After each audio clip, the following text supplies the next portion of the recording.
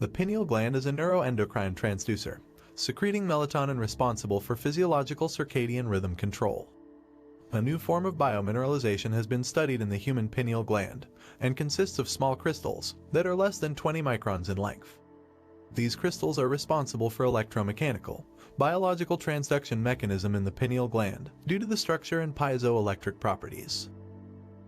That's a lot of words to digest, but let's break it down into two meaningful points. The key words here are piezoelectric properties and transducer.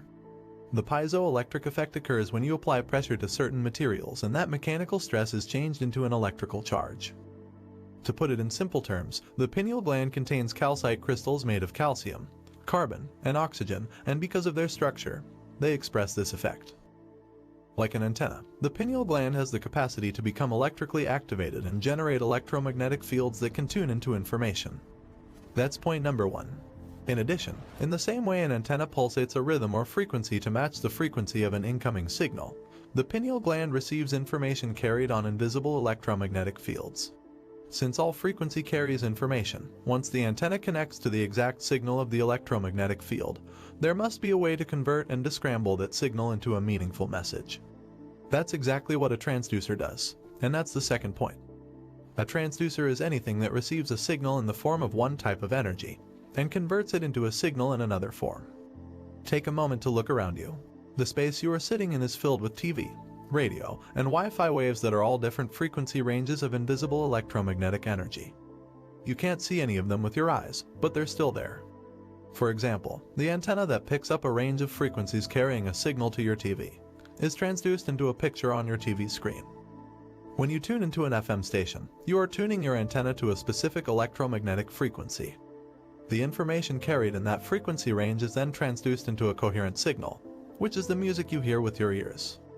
The study I quoted says the pineal gland is a neuroendocrine transducer, capable of receiving and converting signals within the brain.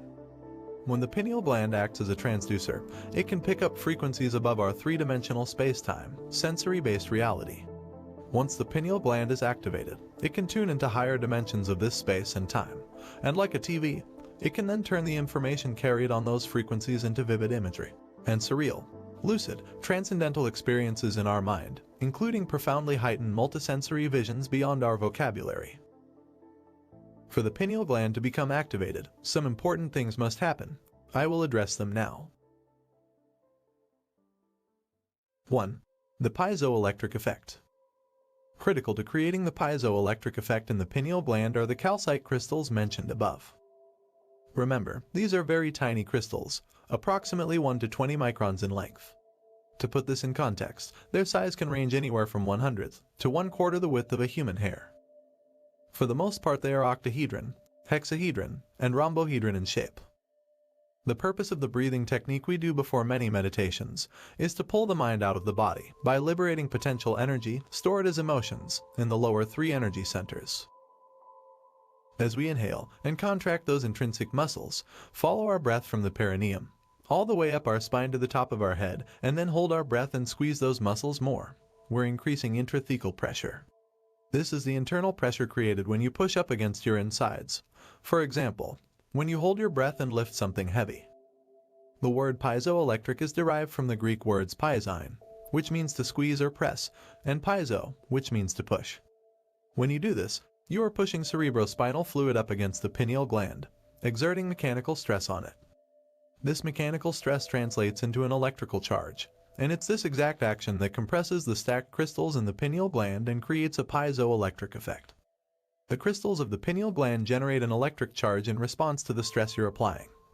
One of the unique characteristics of the piezoelectric effect is that it's reversible, meaning that the materials exhibiting the direct piezoelectric effect, the crystals, also exhibit a converse piezoelectric effect. Once the crystals in the gland are compressed and are creating an electrical charge, the electromagnetic field that is emanating from the pineal gland causes the crystals in it to stretch as the field increases. When the crystals generating the electromagnetic field reach their limit and can stretch no further, they contract and the electromagnetic field reverses direction and moves inward toward the pineal gland. When the electromagnetic field reaches the pineal gland crystals, it compresses them again, producing yet another electromagnetic field. This cycle of expanding and reversing the field perpetuates a pulsating electromagnetic field. When we inhale through our nose and at the same time squeeze our intrinsic muscles, we accelerate the cerebrospinal fluid into the brain. As we follow the movement of energy to the top of our head, then hold our breath and squeeze, we are increasing intrathecal pressure. The increased pressure moves the cerebrospinal fluid from the fourth ventricle through a small canal into the third ventricle. At the same time, fluid traveling around the cerebellum compresses the crystals of the pineal gland.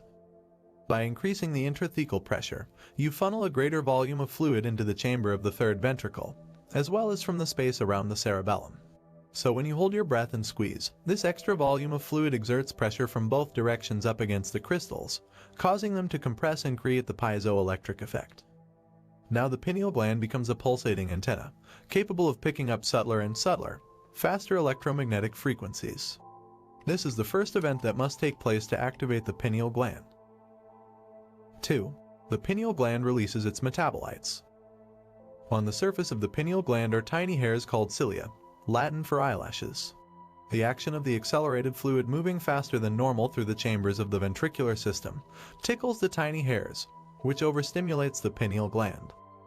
Because the pineal gland is shaped like a phallus, the stimulation produced by the acceleration of fluid moving past it, combined with the electrical activation created by an increase in intrathecal pressure in a closed system, causes the gland to ejaculate some very profound, upgraded metabolites of melatonin into the brain. The tiny cilia of the pineal gland become stimulated as the cerebrospinal fluid accelerates through the ventricular system. 3.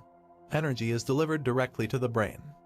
Much like sending a rocket ship into space, overcoming gravity to get it off the ground is the part that requires the most energy, so to move that energy from our lower centers demands a great deal of intensity and effort. As you know by now, every time you perform the breath, you send charged particles up the spinal column. As these particles increase in velocity and acceleration, they create what's known as an inductance field. This inductance field reverses the flow of two-way information that typically facilitates communication from the brain to the body, and the body to the brain. Much like a vacuum, the inductance field draws the energy from those lower centers, energy involved with orgasm, consumption, digestion, fight or flight stress, and control, and delivers it directly to the brain stem in a spiraling motion. As the energy travels up through each vertebra, it passes the nerves that run from the spinal cord to different parts of the body, and some of that energy is then transferred through the peripheral nerves that affect the tissues and organs of the body. The current that runs along these nerve channels activates the body's meridian system, resulting in all the other systems of the body getting more energy. As energy is released from the body to the brain, it passes by each spinal nerve, exiting between each vertebra. The excitation of this system further switches on the peripheral nerves, which then transfer more energy to different tissues and organs in the body. As a result, more energy is delivered throughout the body. Once the energy reaches the brainstem, it must pass through the reticular formation. It's the job of the reticular formation to constantly edit information going from the brain to the body, as well as from the body to the brain. This formation is part of a system called the reticular activating system, which is responsible for levels of wakefulness. For instance, when you wake up from a deep sleep because you hear a sound in your house, it's the RAS that alerts you and arouses you. That's its rudimentary function. However, as the sympathetic nervous system is activated and merges with the parasympathetic nervous system, instead of depleting the body's stored energy, it releases that energy back to the brain. Once this energy reaches the brainstem, the thalamic gate opens like a door and energy moves through the reticular formation to the thalamus, where it relays information to the neocortex. Now the reticular formation is open, and you experience greater levels of awareness. In a sense, you become more conscious and awakened. Think of the thalamus as a big train station with tracks leading to the higher centers of the brain. That's how the brain goes into gamma brainwave patterns. Right between each thalamus located in the midbrain sits the tiny pinecone-shaped pineal gland, facing the back of the brain. As a side note, there are two individual thalami in the midbrain, one on each side, which feed each hemisphere in the neocortex. The pineal gland sits right between them facing the back of the brain. When the energy reaches each thalamic junction, remember the thalamus is like a relay station to all other parts of the brain. These thalami send a message directly to the pineal gland to secrete its metabolites into the brain. The effect is that the thinking neocortex becomes aroused and goes into higher brainwave patterns, like gamma. The nature of those chemical derivatives of melatonin relaxes the body, and at the same time awakens the mind. When energy moves from the body to the brain, a torus field is created around the body. When the pineal gland becomes activated, a reverse torus field of electromagnetic energy moving in the opposite direction draws energy through the top of the head, into the body, from the unified field. Since energy is frequency, and frequency carries information, the pineal gland transduces that information into vivid imagery. When your pineal gland is awakened, because it is picking up higher frequencies, these higher energies alter the chemistry of melatonin. The higher the frequency, the greater the alteration. It's this translation of information into chemistry that primes you for those transcendental, mystical moments. This is why I like to call the pineal gland an alchemist, because it transmutes melatonin into some very profound, radical neurotransmitters. As higher frequencies and higher states of consciousness interact with the pineal gland, one of the first things to happen is that these frequencies transmute melatonin into chemicals called benzodiazepines. Benzodiazepines are a class of drugs, from which Valium is created, that anesthetize the analytical mind, so all of a sudden the thinking brain relaxes and stops analyzing. According to functional brain scans, benzodiazepines suppress neural activity in the amygdala, the brain's survival center. This limits chemicals that cause you to feel fear, anger, agitation, aggression, sadness, or pain. Now your body feels calm and relaxed, but your mind is awakened. Another chemical created from melatonin produces a class of very powerful antioxidants called pinolines. Pinolines are important because they attack free radicals, which harm your cells and cause aging. These antioxidants are anti-cancer, anti-aging, anti-heart disease, anti-stroke, anti-neurodegenerative, anti-inflammatory, and antimicrobial. That's a perfect formula to upgrade melatonin's normal role as an antioxidant to the role of a supercharged antioxidant that further restores and heals the body to a greater degree than the melatonin molecule normally does. If you take that molecule and tweak it again into a cousin of melatonin, you find the same chemical that makes animals hibernate. When melatonin, which makes us sleepy and dreamy, alters just slightly into this more powerful molecule, it carries a message to extend rest and repair even further. Because the body is no longer the mind, we temporarily lose our interest in the outer world, and because we have no biological drives and aren't distracted with bodily needs, we're able to move more fully into the present moment and go deeply within. If you take that molecule and advance it yet again, you produce the same chemical found in electric eels, a phosphorescent, bioluminescent chemical that amplifies energy in the nervous system. This chemical can be powerful enough to cause a significant shock. Just imagine an electric eel that literally lights up with energy when it gets stimulated. That's what happens in the brain when it gets activated. Not only does this phosphorescent, bioluminescent chemical increase the energy in the brain, but it enhances the imagery the mind internally perceives so that everything looks as though it's made of vivid, surreal, luminescent light.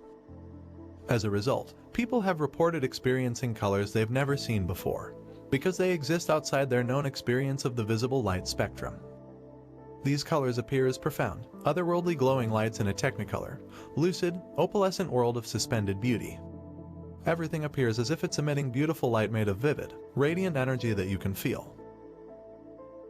Alter melatonin one more time and you produce the chemical dimethyltryptamine, one of the most powerful hallucinogenic substances known to man. When ayahuasca or other plant chemicals containing this molecule are ingested, the body receives only DMT. But when the pineal gland is activated, it receives the whole blend of aforementioned chemicals, and this causes some very profound inner experiences. Some of these experiences have been reported to create profound time dilation, where time appears infinite. Time travel, journeys to paranormal realms, visions of complex geometric patterns, encounters with spiritual beings, and other mystical interdimensional realities. Now, because the pineal gland is activated, we can pick up higher frequencies, which in turn produces a change in chemistry. The higher the frequency we pick up, the more it alters our chemistry, which means the more visual, hallucinogenic, and higher energy experiences we have. The crystals in our pineal gland, acting like a cosmic antenna, are the doorway to these higher vibrational realms of light and information.